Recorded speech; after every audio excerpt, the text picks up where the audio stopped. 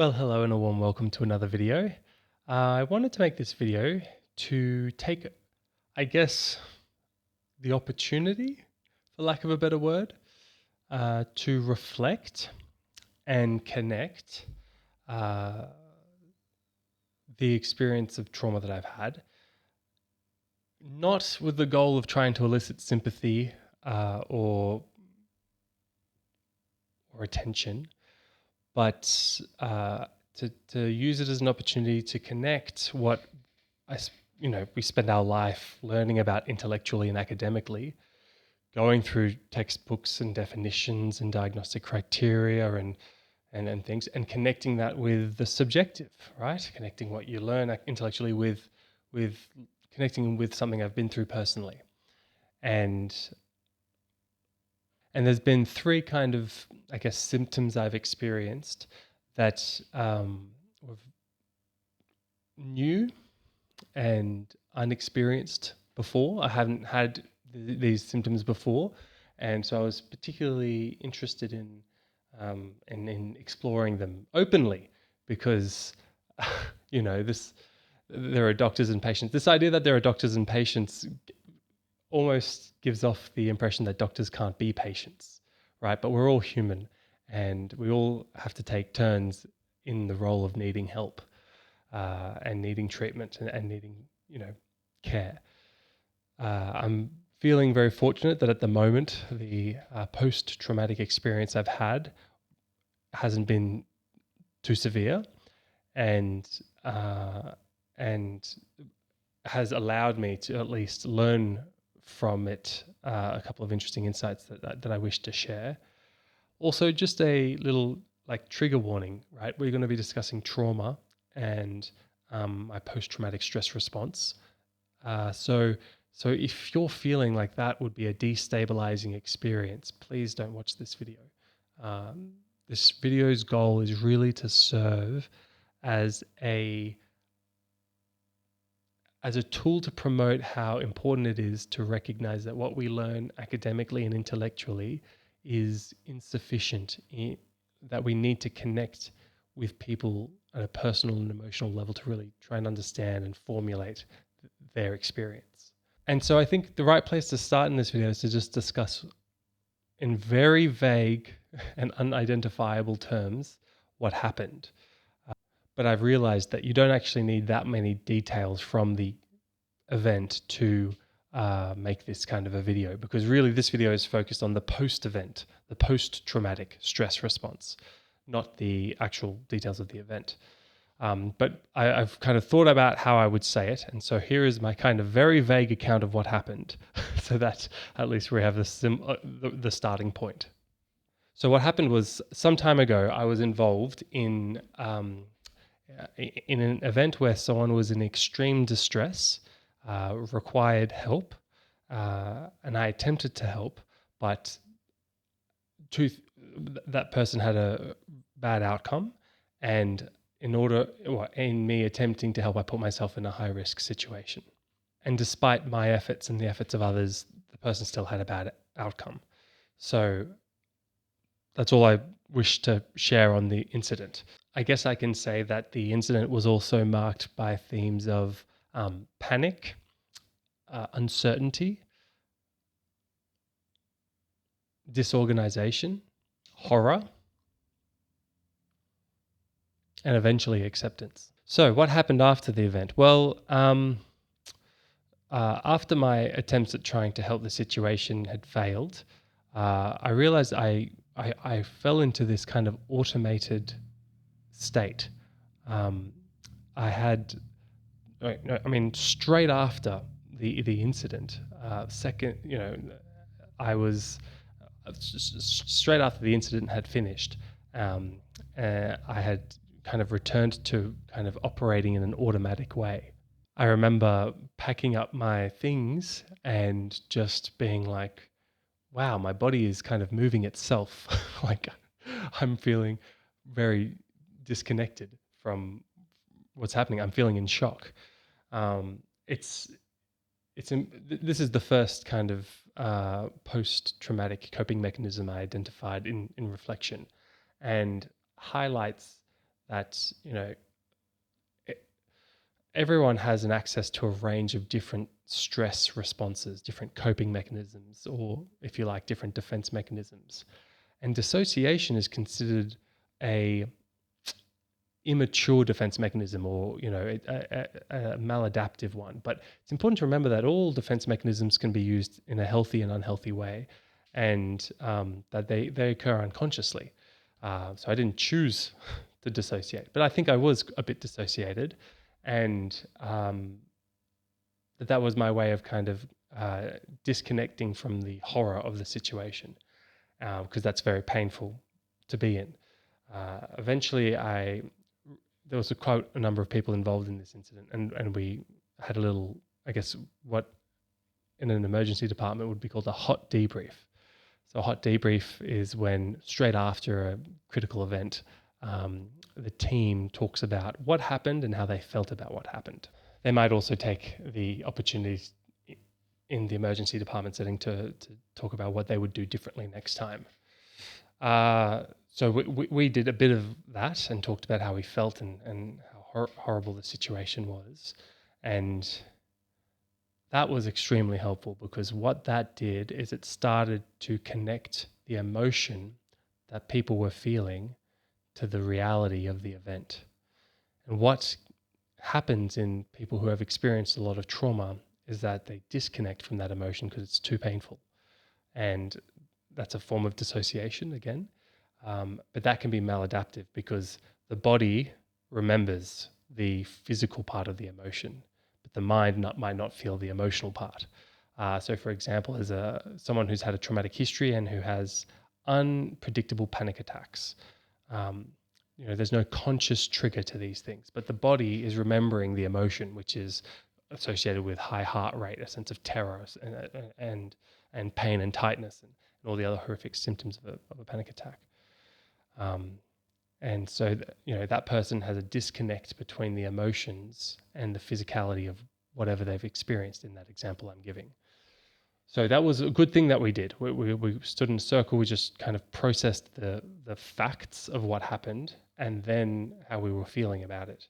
And then afterwards went home. And over the next 48 hours was a pretty interesting experience for me. I don't think I've had this kind of a traumatic experience with, over my life, I'm developing, I hope, a bit more insight into myself year by year. And I don't think I've had a significant trauma like that where I've been really connected with my internal experiences with this level of insight before. And over the next 48 hours, I was really preoccupied with the events, as you would expect. So replaying what happened over and over, going into, I don't want to call it ruminations because that implies that it was unproductive, but going through all the different potential scenarios. What if this? What if that? So that was the kind of cognition, the thought that was occurring. There was a lot of emotions in that 48 hours as well. Really, when I'm thinking about it now, it was more a sense of confusion and shame. Confusion because I didn't know what the right thing to do was,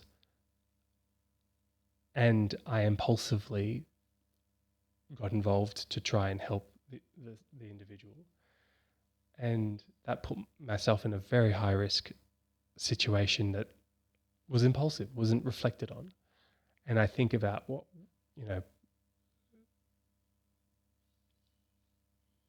I just feel a bit ashamed that I was so impulsive. It's interesting that having impulse control is associated with a sense of, I'm implying that that's associated with a sense of confidence, but there is a lot of strength in being able to control impulses and be regulated. And I think it's also a bit of a, the term is a narcissistic injury. Like it's a hit to my ego, that I think I would have seen myself as someone who would be level-headed, but I think I did a panic response. And it's so different to my time in emergency departments when I was involved in resuscitation responses, where you can train, where you can rehearse, where you have a role, where people can delegate and share, and there's a teamwork environment. Whereas when you're in this, you know, in when you're in a non-clinical setting, it's chaotic, it's unexpected. You're not in your work uniform ready. You're in a totally different mental state. Um, and yeah, I just didn't. I was just surprised with that response, and really grateful that I didn't have a bad outcome personally because of the risky situation I put myself in. The important thing to note about this 48-hour period afterwards was that I didn't choose to think about the event, and that's really highlighting how close your amygdala and hippocampus are in your brain. And if you haven't heard of these structures, you've got the amygdala, which is the panic control center, that it kind of administers the fight or flight or freeze response, and and gives and is important in attributing emotional valence to things, and important in attributing how important something is emotionally, and that's why it's right next to your hippocampus, which is a big important structure in memory, long-term memory formations, so that if you've had a traumatic incident like this, that the emotional component and the cognitive memory, fact-based narrative component of the memory are closely interconnected. And so often in re-experiencing and remembering what had happened in that 24-hour period, it was associated with strong emotions, and not always emotions. And sometimes it was just biological feelings, because I would just feel tense, and I would feel anxious, and I would started grunting, which I'll talk about a bit later because it's been more in the 1 to 2 weeks after. But I developed like a kind of grunt. But I'll just park that for now because that's interesting, and links closely to what tics are. So re-experiencing the traumatic incident without any voluntary control was a really interesting insight, because that's a core thing in post-traumatic stress disorder, which is not what I'm saying this is. I just want to be clear, because I would not diagnose myself. Even if I work in psychiatry, I would have to see a mental health professional to receive a diagnosis. Okay, it's just a lesson for everyone who watches YouTube videos and tries to self-diagnose. But that tangent aside, that lack of voluntary control really links with the nightmares and flashbacks that people with a post-traumatic stress disorder get. But what was happening that was different, and I am incredibly grateful for, is that if you took the average emotional intensity of each of my re-experiencing episodes, the intense emotional component and physical component diminished over time. Not always, it was zigzaggy, but it would overall average a downtrend. And so now I can think about the event in a much more calm way than I could, say, a couple of hours afterwards or a day afterwards. And that's very interesting to me, that there was an effect of time here that meant that every time that I re-experienced it, something in me shifted, that I could gain a comfort with the memory. It's not the right word, comfort, but I hope you see what I'm trying to say. Like I would, my anxious response reduced, and that's me using different coping mechanisms that I've evolved over my childhood and later years. Uh, but what happens in post-traumatic stress disorder is that the re-experiencing doesn't get better over time, and in fact can get worse. And so when you're having flashbacks or nightmares, the emotional component, or at least the physical state component, is just as bad as though you were right there. And that amygdala right next to that hippocampus is making that extremely salient. It's everything you're experiencing, so much that you can actually disconnect from reality entirely and be in a completely dissociated state, re-experiencing trauma. Um, and so, you know, I just consider myself extremely fortunate that didn't happen in this incident. And really, the way I think about it is that everyone has a certain amount of coping mechanisms to handle a certain amount of stress, and day to day that can vary. By the way, based on lots of different factors. If you've slept well, if you've been in a fight with your partner, if you whatever, heaps of things influence how you can cope with stress. But then, if that stress overwhelms your coping mechanisms, well then that's when you start getting a post-stress response. Yeah. So that was the next 48 hours, which was interesting. And then the cognition and the facts of the matter became much more easy to manage internally. I didn't mention that my sleep was quite poor the first night, and then over the next couple of nights got better and better and better. And often it's at night when your brain does the processing of these things, when there's space and there's quiet and you're alone with your thoughts. And so a lot of people with post-traumatic stress, whether it's complex or a kind of PTSD, it's really nighttime that things come up.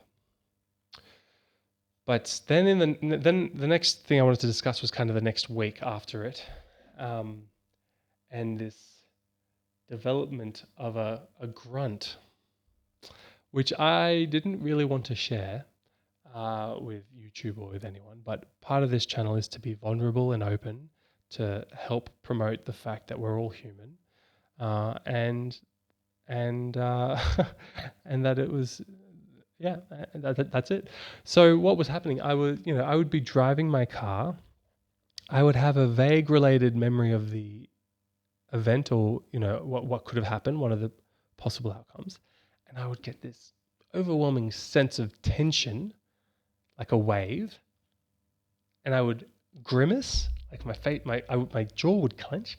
I go, ugh, like just like that, and that would help reduce that kind of wave of energy and emotion and anxiety, and it's still happening, and it's semi unconscious. It's definitely I can not do it consciously. I can repress it. I can suppress it.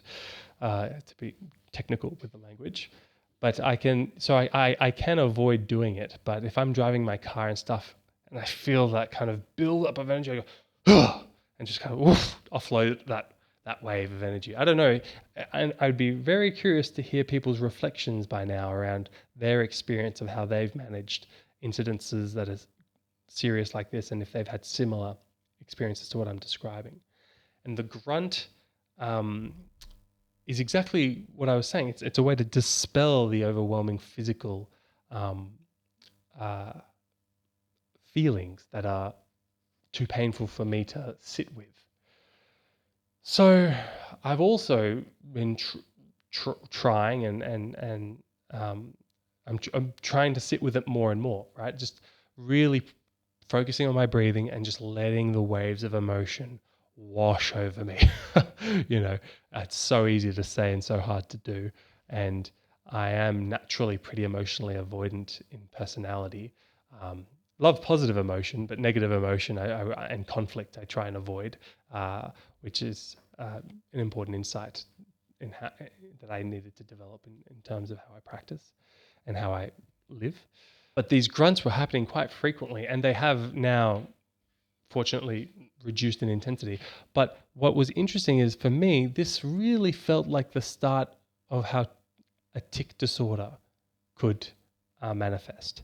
I'm by no means saying anything like all tics are secondary to trauma and something that black and white. I'm not saying anything like that.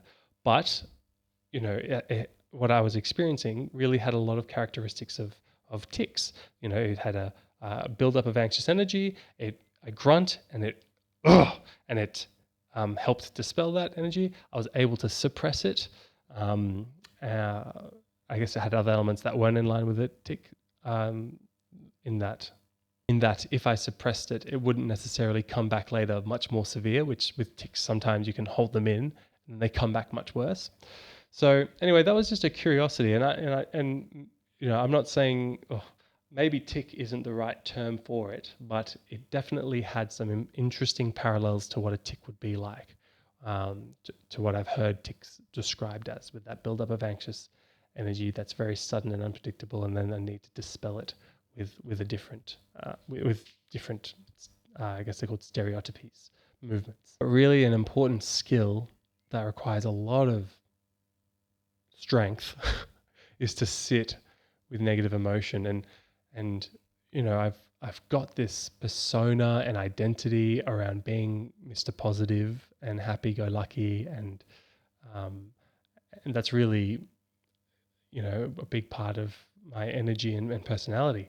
But shit happens. There are bad days. I have bad emotions, and I need to um, be okay with being in touch with that. So that's what I'm working on through all this. The final thing to discuss is around avoidance, a big part of the diagnostic PTSD criteria. And I haven't been back to the area where the incident occurred, and I'm very curious to know how I'll feel. I think that I'll go back soon, and and just take it easy and just see what happens in me. Just try and self-observe, go very slow, and try not to just repress the negative feelings that I may or may not feel. And yeah, I'll update you guys, I guess. And now, with that said, it's a bit of an opportunity to have a look at the DSM criteria for post-traumatic stress disorder. Not at all trying to link it to diagnosing yourself or this or anything, but to have a reflection on just how dry and disconnected from the human experience these criteria are, and how important understanding the symptoms someone is experiencing and what they're going through is. Because really understanding a person's experience is the primary goal, and secondary is finding the right diagnosis, right? These diagnostic criteria are just, syndromes based off of groupings of symptoms that are commonly seen in averages of populations. They're very unpersonalized. And that's where psychiatrists come in, the skill of making a formulation, a personalized understanding of why someone is experiencing what they're experiencing and what to do about it. So looking through the criteria of PTSD, like section A is just all about the incident. So just that you had to experience a real or threatened serious injury or death. So looking at section B, where there's talking about the symptoms, recurrent involuntary and intrusive distressing memories of the traumatic events, recurrent distressing dreams in which the content and or affect of the dream are related to traumatic events. So that's talking about the emotional state in the dream. Dissociative reactions, flashbacks in which the individual feels or acts as if the traumatic events were recurring. Intense or prolonged psychological distress at exposure to internal or external cues that symbolize resembled aspects. I mean, just reading this, it's just jargon, and this is the academic intellectual assessment, but the true experience is profound. And I remember seeing patients who have had traumas that have occurred decades ago, and when they re-experience, it's like it's happening, like it happened this morning, and they're right back there. That amygdala and hippocampus, they're just, it's just really a flashback is such a re-experiencing, and flashback is the exact right word for it. And it shocks me that like trauma can leave like such a persistent damage. Anyway, I'm not going to talk about treatments in this video. Just know there are a lot of treatments available if you or someone experiences these kind of things, and that you should seek professional help if that's something you've been thinking about. But yeah, I think I've covered what I wanted to cover in this video. I'm sure there's lots of things unconsciously that I've been experiencing that I'm not aware of. And a big thing that this experience has had on me is to think about how well I've coped because I've experienced it later in life. 30, when I've developed a lot of coping mechanisms for stress. And it makes me reflect on, just how horrific childhood adversity and trauma can be when you've got a vulnerable human with very little defense mechanisms developed, and that it just can permeate every part of someone's functioning and halt their development completely. Not completely, but you know what I mean. It can just be very profound. Yeah. All right. Let's leave it there. Thank you for listening to that rant.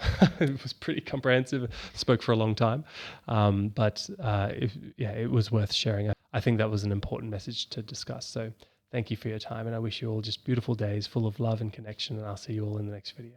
All right. Bye for now.